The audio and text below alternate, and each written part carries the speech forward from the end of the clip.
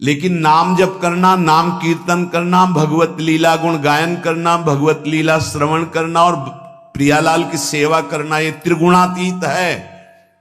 ये सतोगुण, रजोगुण, तमोगुण मिश्रित क्रियाएं माया में होती हैं। प्रभु का नाम गुणातीत, प्रभु का रूप गुणातीत, प्रभु की लीला गुणातीत, प्रभु की सेवा गुणातीत। जो उपासक रात दिन नाम वाणी सेवा में है वो माया पर विजय प्राप्त किए हुए है। उसे विजय प्राप्त करना नहीं, ये बात अच्छे से बैठा लो दिमाग में। प्रभु का नाम चल रहा है, प्रभु के लीला चरित्र सुन रहे हो, प्रभु की आठों पैर सेवा में तुम मायातीत हो। माया 3 गुणों से है, वही सबको अधीन किए हुए है। धन्य है। जब पूछा जाए कि आप अमुक जगह चलेंगे कि सेवा करेंगे, तो आपका है कि श्री जी अकेली है ना उनकी सेवा में।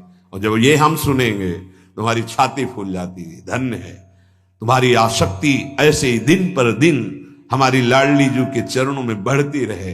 सब कुछ भूल जाओ। हम कैसे प्रियाजू को छोड़, उनको पंखा कौन करेगा, उनको शयन कौन कराएगा। चिंता, ये अंदर पीड़ा। अभी तो हमारी श्री जी को जल पवाना है, अभी तो श्री जी को, आपकी चिंता अंदर बन गई ना, काम हो गया। ये माया जब अधीन जिन हृदयों को की होती है उसे अपनी चिंता होती है। मैंने क्या खाया, मुझे क्या खाना है, मुझे क्या भोगना है, मुझे क्या देखना है, क्या सुनना है। देखना है, सुनना है, सूंघना है, स्पर्श करना है, भोगना है, यही क्रियाएं माया करवाती है। मुझे करना है। आपको क्या करना है? श्री जी को क्या दिखाना है, श्री जी को क्या पवाना है, श्री जी को क्या सेवा। ये आप माया मुक्त। प्रकृति आपको अधीन नहीं कर सकती।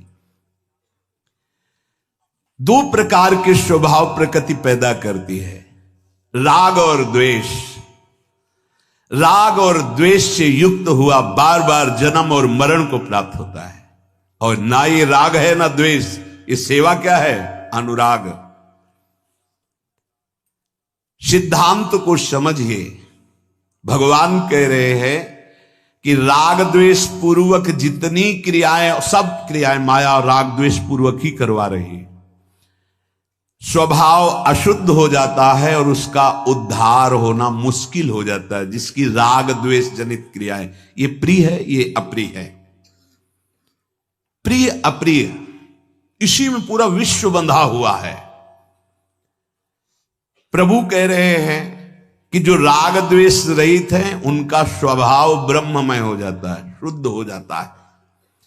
लेकिन जो सिद्ध महापुरुष हैं वो अपने स्वभाव के अनुसार ही बर्ताव करते हैं। जैसे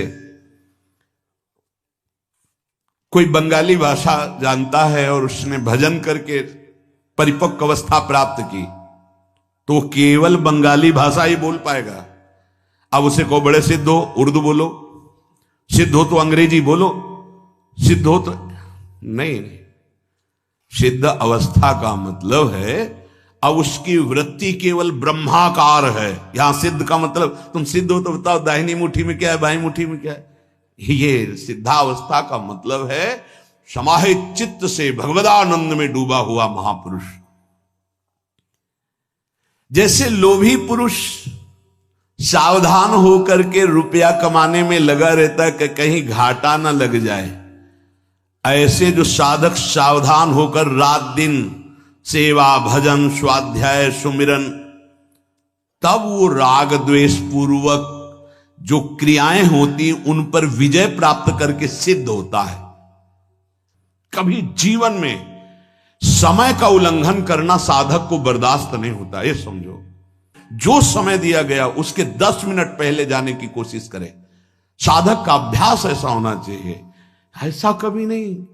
जैसे लोभी पुरुष सावधान रहकर कहीं कोई घाटा न लग जाए ऐसे निरंतर कमाई करता है अर्थ की, ऐसे साधक वही सिद्ध होता है जो भजन सेवा वाणी चिंतन रात दिन वही परिपक्व होता है।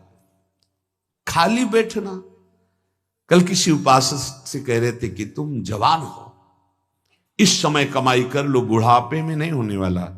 आपने अगर स्वभाव बना लिया ना उद्दंडता का, भजन में मन नहीं लग रहा है, इधर उधर, तो ऐसे ही प्रपंच आपका सिद्ध होगा बुढ़ापे में। यही प्रपंच बुढ़ापे। और अगर बना लिया स्वभाव भजन का तो मस्ती छा जाएगी, देख लेना, मस्त हो जाओगे, निहाल हो जाओगे। जो सावधानी पूर्वक साधक भजन में लगता है वो शीघ्र ही माया पर विजय प्राप्त करके स्वभाव को शुद्ध कर लेता है। भगवान कह रहे हैं स्वभाव में ये दोष, राग और द्वेष बना रहता है, इसी को हमें छोड़ना है, स्वभाव शुद्ध करना है। जड़ प्रकृति के द्वारा रचे हुए जितने पदार्थ हैं कोई निर्दोष नहीं, सब मायामय है, सब में दोष है, आसक्ति पैदा कर देगा। कोई भी पदार्थ वो आसक्ति पैदा, कोई भी भोग आसक्ति पैदा करता है। इसलिए साधक कभी किसी को दोष वृत्ति से त्यागता नहीं, गुण बुद्धि से स्वीकार नहीं करता। शास्त्र प्रमाणित कर्तव्य कर्म करता है और शास्त्र त्याज्य है तो इसलिए उसको त्यागता है। न उसका राग पूर्वक ग्रहण होता है, न द्वेष पूर्वक त्याग होता है। ध्यान रखना, द्वेष पूर्वक त्याग नहीं होता और राग पूर्वक ग्रहण नहीं होता। वो शास्त्र और गुरु की आज्ञा के अनुसार ग्रहण करता है और त्याग करता है, उसका राग द्वेष से कोई संबंध नहीं होता। सदसम चेष्टते स्वस्या प्रकृतिर ज्ञानवानपि। अंतःकरण में सबके राग द्वेष होता है पर सिद्ध पुरुष के नहीं। पूज्य श्री उड़िया बाबा जी ने इसे वर्णन किया कि राग द्वेष 3 प्रकार का होता है। एक पत्थर की लकीर, एक बालू की लकीर और एक पानी की लकीर।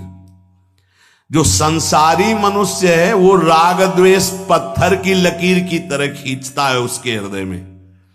अगर 20 वर्ष पहले तुमसे कभी झगड़ा हुआ, गाली हुई, तो 20 वर्ष बाद देखकर उसकी भौं चढ़ जाएगी, ये वही आदमी जिसने गाली दिया। इस संसारी पुरुष का लक्षण है। यह है पत्थर की लकीर, बुढ़ापे तक, मरते दम तक वो बना रहेगा उसके हृदय में राग द्वेष, पत्थर की लकीर। दूसरा है साधक की बालू की लकीर। बालू में लकीर खींचो, बनी रहेगी कितनी देर, जब तक हवा नहीं चलेगी। बालू की लकीर है साधक की, उसमें राग द्वेष होगा पर बालू की लकीर जैसा। थोड़ा सत्संग की हवा चली, विवेक की हवा चली, बराबर हो गया। प्रवीण साधक मिनट 2 मिनट, घंटा 2 घंटा तो बहुत ही मंद साधक होगा।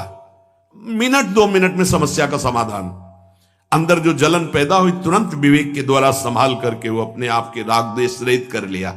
विवेक की हवा चली, प्रेम की हवा चली, सत्संग की हवा चली, वो रकील जैसे हवा चली तो बालू आके बराबर हो गई। साधक को अगर दूसरे दिन याद इस बात की आवे कि ये कल हमको गाली दिया था, निंदा किया था, वो साधक नहीं है, ध्यान रखना। वो संसारी है, पत्थर की लकीर की तरह राग द्वेष नहीं होना चाहिए। और तीसरा है पानी की लकीर। पानी में लकीर होती ही नहीं, ऐसे करो बस, वो जितना ऐसे किया बस, ये होता है सिद्धावस्था को पहुंचे हुए साधक की स्थिति। ब्रह्मवेत्ता में तो होती ही नहीं, राग द्वेष की कोई गुंजाइश ही नहीं, पर परिपक्व अवस्था को गया है। जैसे स्वप्न टूट गया है, वो जग चुका है पर उसकी प्रभाव वृत्ति रहती नहीं, सुखद या दुखद तो जग कर भी थोड़ी देर खोए रहना, तो सिद्ध हो चुका है। पर राग द्वेष का प्रभाव ऐसे पड़ेगा, पानी की लकीर की तरह बना और मिट गया। लेकिन जिसे भगवत साक्षात्कार की परिपक्व अवस्था हो गई, वहां राग द्वेष का प्रवेश ही नहीं है। ब्रह्मवेत्ता में एक क्षण भी राग द्वेष नहीं हो सकता। तो जैसे बड़े बड़े संतों को देखा जाता है कि वो नाराज हो रहे हैं, वो डांट रहे हैं, वो दंड विधान कर रहे हैं, वो हमारे मंगल के लिए करते हैं, उनमें राग द्वेष नहीं। उनका ना कोई प्रिय होता है ना कोई अप्रिय होता है, पक्का समझना। वो प्रियता भी दिखाई देते हैं, अप्रियता भी दिखाई देती है, लेकिन आपके सुधार के लिए वो है। उनमें प्रियता अप्रियता का लेश मात्र नहीं रहता, जो सिद्धावस्था को प्राप्त हो जाते हैं। बुरी बात में मन चला जाए तो विशेष हानि की बात नहीं है, पर बुरी क्रिया ना होने पावे, ये बात कह रहे हैं। ध्यान दो, हो सकता है साधक हो, अचानक तुम्हारी चूक हो गई, मन बुरी बात में चला गया, पर बुद्धि न जाने पावे, क्योंकि बुद्धि न्यायाधीश है। अगर न्यायाधीश ने दस्तखत कर दिया तो भ्रष्ट हो जाओगे। तभी होए बुद्धि जो परम शयानी, तिन तन चितई ना नहीं जा। पेशकार की उतनी बात महत्वपूर्ण नहीं होती जितनी न्यायाधीश की होती है। पेशकार चिल्लाता रहे, बात न्यायाधीश की होगी। पेशकार तुम्हारा मन है, पेश करता रहता है, ये भोग ये भोग। बुरी चेष्टा ना होने पावे, मन बुरी बात में चला गया तो कुछ नहीं बिगाड़ पाएगा। तुम चेष्टा में मत हो। चेष्टा में तभी उतरेगो जब बुद्धि दस्तखत कर देगी।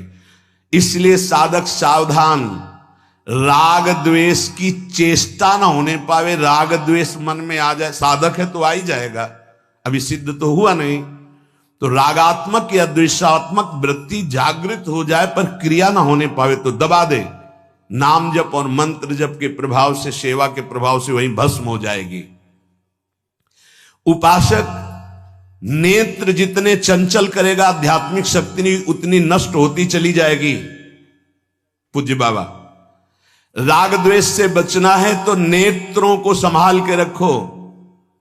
वैसे बहुत बढ़िया नासाग्र दृष्टि इंद्रेश अवस्था में बहुत बढ़िया काम करती है। यदि चलना है तो भी नासाग्र, बैठा है तो भी नासाग्र, पर ब्रह्मचारी नहीं तो यहां फटने लगेगा, आज्ञा चक्र में दर्द होने लगेगा। ब्रह्मचर्य है तो ये अवस्था बहुत जल्दी मंत्राकार वृत्ति कर देती। ऐसे नासाग्र रहना, बैठा है तो नासाग्र, चल रहा है तो नासाग्र, इतनी भूमि दिखाई देगी और यहां मंत्र लिखा हुआ है। बड़ा आनंद का, साधना बहुत आनंद की है। ऐसा थोड़ी कि केवल बातों का आनंद है, नहीं नहीं, परमानंद है।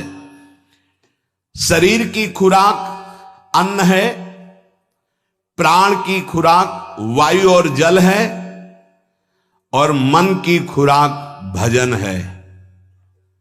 अगर इससे भजन नहीं दोगे तो भोगों में फंसा देगा, राग में फंसा देगा। कान की खुराक भगवत गुणानुवाद और नाम है। बार बार नाम सुनाओ, अंदर से मंत्र सुनाओ, बार बार इनको सत्संग सुनाओ, बार बार भगवत चरित्र सुनाओ। और नेत्र की खुराक भगवत दर्शन है, सब में भगवत भावना।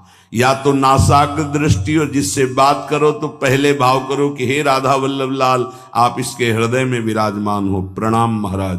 फिर बात करो अंदर से। बोलना नहीं है कि आप भी तो भगवान हैं, ये ठीक नहीं है, ये शब्द ठीक नहीं है। आप किसी उपासक को सीधे बोले आप भी भगवान, ये उसका अपमान है। आप क्या समझते हो, आप उसका सम्मान कर रहे हो? नहीं, उसको सुख मिलेगा जब उसके आराध्य देव की जय बोलोगे। जैसे आप सामने किसी उपासक को कह रहे हो, वो लाडली जी का उपासक, आप सीधे कह रहे हो अरे आप तो साक्षात राधा रानी हो, तो मानो आपने हमारे थप्पड़ मार दिया, आप हमें सुख दे रहे हैं। राधा रानी की जय, लाडली जी महाराज की जय। हाँ, आप सुख मिला, उनकी जय है, उनकी आराधना, उपासना।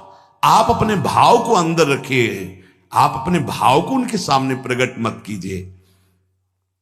भगवत दर्शन की भावना। शरीर की खुराक अन्न है, सो भोग लगा के प्रसाद पाओ। प्राण की खुराक श्वास और जल है, तो भगवत नाम प्रति श्वास और जल अर्पित किया हुआ। मन की खुराक भजन है, जितना भजन करोगे उतने मन शांत और बढ़िया भगवत लीला में प्रवेश लायक बलवान हो जाएगा। कान की खुराक भगवत लीला चरित्र श्रवण है। नेत्र की खुराक सब में भगवत दर्शन करने का भाव है। और हाथों की खुराक है गुरु की सेवा और श्री भगवान की सेवा, प्रियालाल की सेवा। सांसारिक वस्तुओं में कभी सुख शांति भोगों में मिल नहीं सकती, इसलिए मन को मत दौड़ाओ।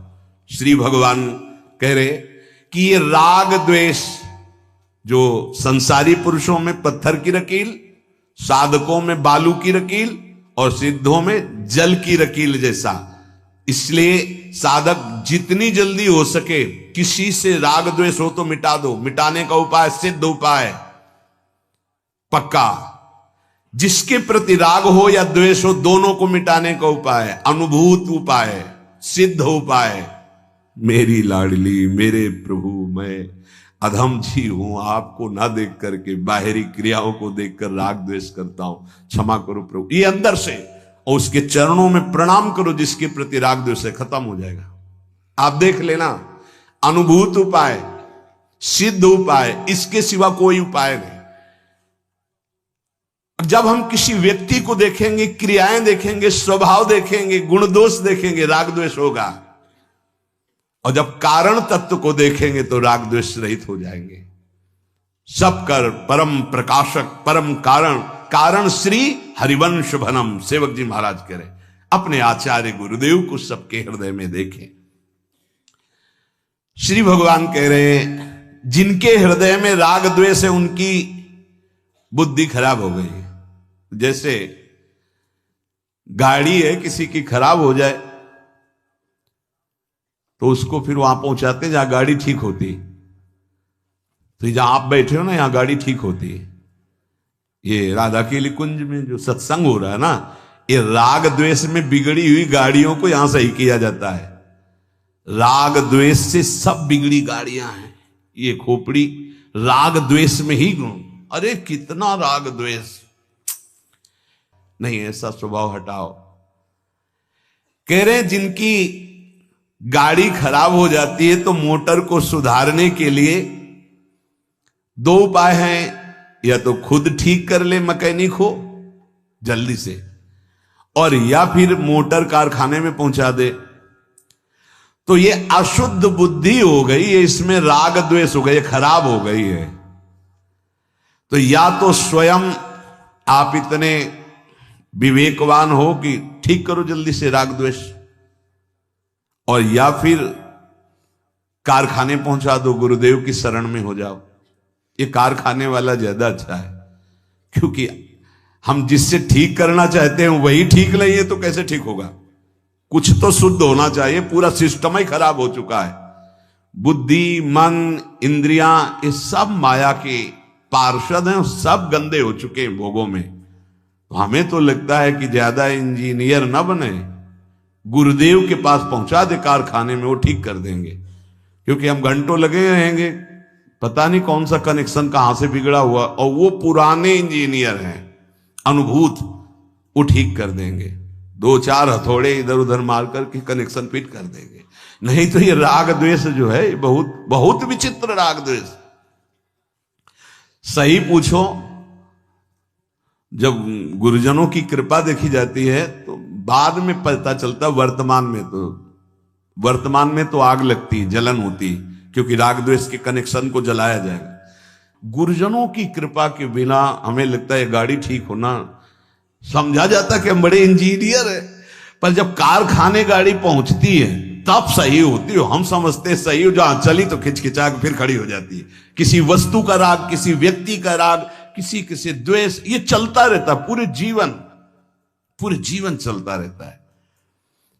जैसे दो साधक चल रहे हैं और उनकी बुद्धि का सुना उसको, अरे भाई अब शुरू, ये बिगड़ी गाड़ी है, बिगड़ी गाड़ी।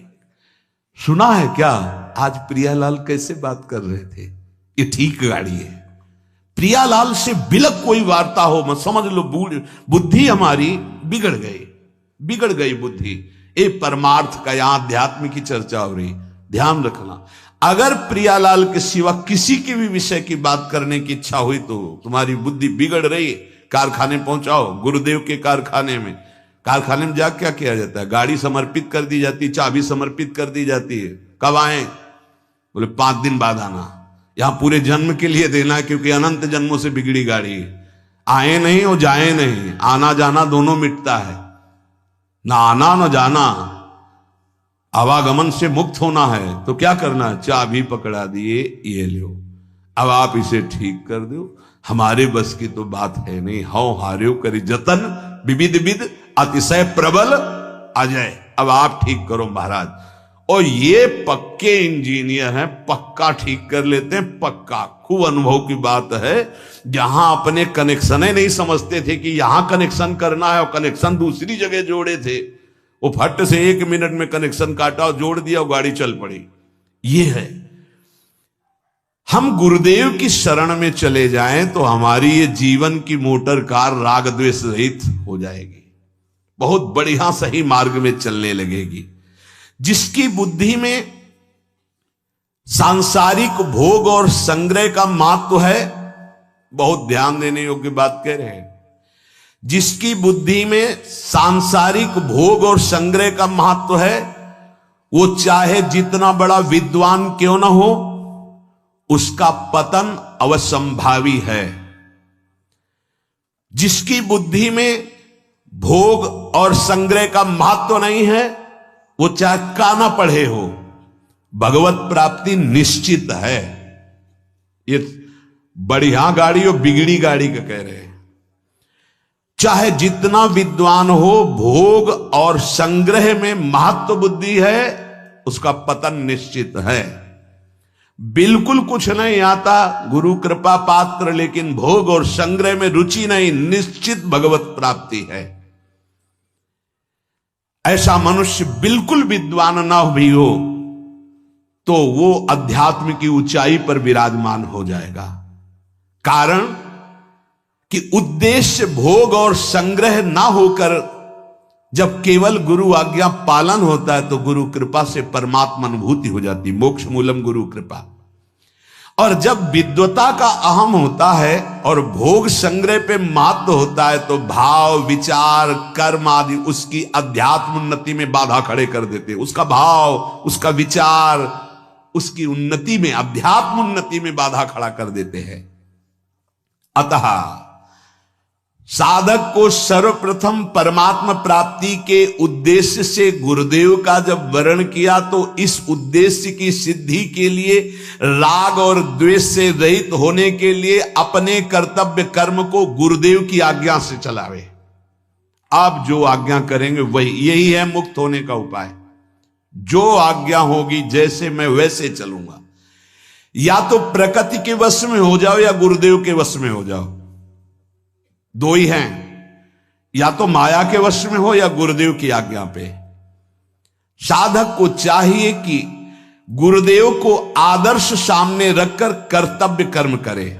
आदर्श भगवान का उपदेश और महापुरुषों के आचरण, ये दोनों मिलने चाहिए।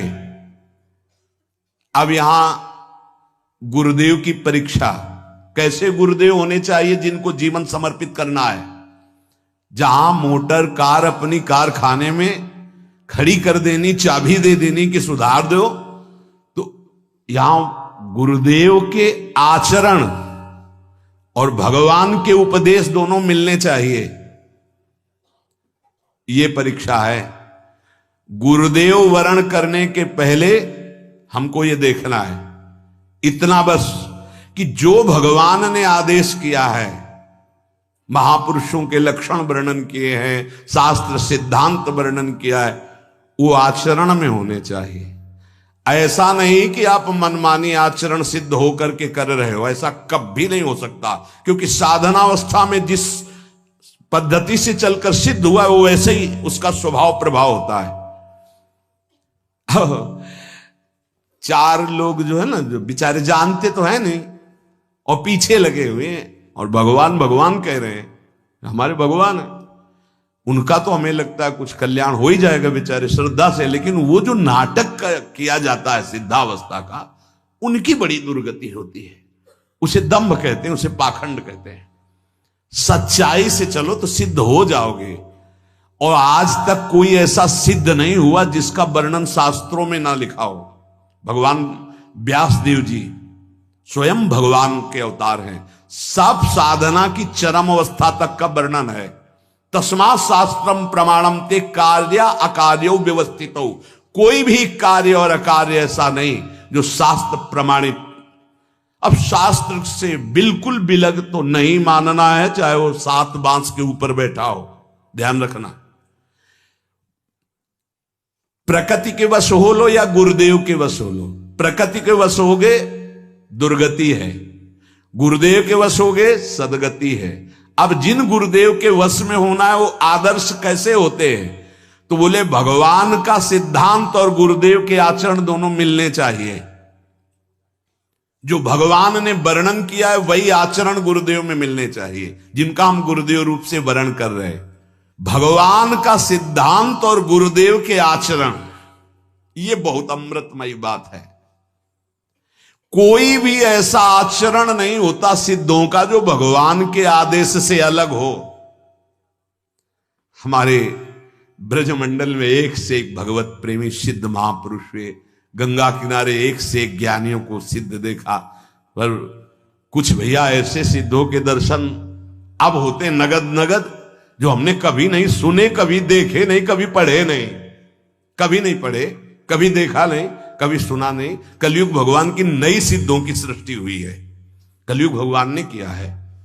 भगवान है सर्व सामर्थ्यशाली, प्रणाम है उनको भी। लेकिन हमारे आदर्श कौन होंगे? जो शास्त्र में लिखा है वही, जिनके आचरण वही हमारे आदर्श होंगे, अन्यथा नहीं। प्रणाम है सबको, नमस्कार है। नित्य प्राप्त परमात्म तत्व का जिसको अनुभव हो गया है, उसके आचरण कभी विपरीत नहीं होते। धर्म विपरीत, शास्त्र विपरीत आचरण नहीं होते। सूर्य प्रकट हो गया तो अंधकार कैसे रह सकता है? अगर अंधकार है तो भ्रम है, सूर्य नहीं प्रकट हुआ, सूर्य नहीं प्रकट हुआ। बहुत विचित्र, बहुत सावधानी, बहुत सावधानी। उपासक किसी महापुरुष को आदर्श बनाकर अपने राग द्वेष का नाश करके अध्यात्म उन्नति करे, नष्टान विद्धि, अपना पतन न कर ले, कहीं मनमानी आचरण न करे, और आदर्श बहुत संभाल के बनावे। जब एक बार वर्ण कर लिया तो गर्दन काट दी जाए तो भी कदम पीछे नहीं। सहसा किसी को गुरु बनावे ना, और जब गुरुदेव का वर्ण कर ले तो फिर जीवन उनकी आज्ञा में, अब कदम पीछे नहीं, और अब कोई विचार नहीं, बिना ही विचार करी शुभ जानी। गुरुदेव ऐसे कृपालु हैं कि बिना प्रयास के हमारे राग द्वेष नष्ट हो जाते हैं। ये हृदय की वृत्ति हम कितना, जैसे धारा जा रही ना, तो हम रोकना चाहें तो फूट जाएगी अगल बगल से, नहीं। गुरुदेव क्या करते हैं, उस धारा में धारा निकाल देते हैं। जैसे किसी नदी के प्रवाह को रोकना हो तो सीधे आप नहीं रोक सकते। पहला काम करो, नहर बनाओ, दोनों तरफ नहर बनाओ और पानी को बांटो। अब आगे की धारा को रोक दो, रुक जाएगी, क्योंकि दो उसको रास्ते मिल गए निकलने के। ऐसे ही गुरुदेव पहले नहर बनाते हैं, हमारे राग की धारा को अनुराग की तरफ मोड़ते हैं, हमारे द्वेष की धारा को काम क्रोध लोभ मोह मद मत्सर इनकी घृणास्पद भावना में भर देते। नहीं, ये नहीं चाहिए। राग की धारा अनुराग की धारा में, तो जो राग द्वेष की धारा जा रही थी उसको तो रोका नहीं जा सकता, उसको मोड़ दिया। विकारों से घृणा पैदा हो गई और निर्विकार मार्ग में आसक्ति पैदा हो गई, राग हो गया। अब राग हो गया नाम में, राग हो गया रूप में, राग हो गया प्रियालाल की सेवा में, अब छूट नहीं सकती। इसी को अनुराग कहते हैं। इंद्रियस्येन्द्रियस्यार्थे राग द्वेषौ व्यवस्थितौ तयोर्नवसमागच्छेत्तौ हृष्ट परिपंथिनौ। भगवान कह रहे एक एक इंद्री में उसके विषय में राग द्वेष छुपा हुआ है। परमार्थ का साधक जान नहीं पाता, ये लुटेरे उसके भजन को लूट ले जाते हैं। परिपंथिनों कहते हैं लुटेरों को, रास्ते के लुटेरे। परमार्थ के मार्ग के ये दो बड़े लुटेरे हैं। राग द्वेषौ व्यवस्थितौ इंद्रियस्येन्द्रियस्यार्थे। साधक जाने नहीं पाता उसका सब। तभी कई बार चर्चा में कहा भजन करना कठिन, करके बचाना कठिन, और बचा के पचाना कठिन। पच गया तो सिद्ध हो गया। चावल जब सिद्ध हो जाता तो कहीं से भी पकड़ो। ऐसे ही अहंकार रहित, राग द्वेष रहित, निर्विकार सिद्धावस्था को प्राप्त हो जाता है। पर वहां तक पहुंच पावे ना परिपंथिनों, ये रास्ते के लुटेरे उसको खाली कर देते हैं, राग और द्वेष। अरे 10-10, 20-20 वर्ष हो गए भजन करते, कहते हैं आध्यात्मिक उन्नति नहीं हुई, आपका विश्राम नहीं अभी जागृत हुआ, अभी आपका मन विषयों की तरफ लालायित है, अभी राग द्वेष है। इसका मतलब है लुटेरों ने सब खाली कर दिया है, नहीं आपके पास कुछ। भगवान कह रहे हैं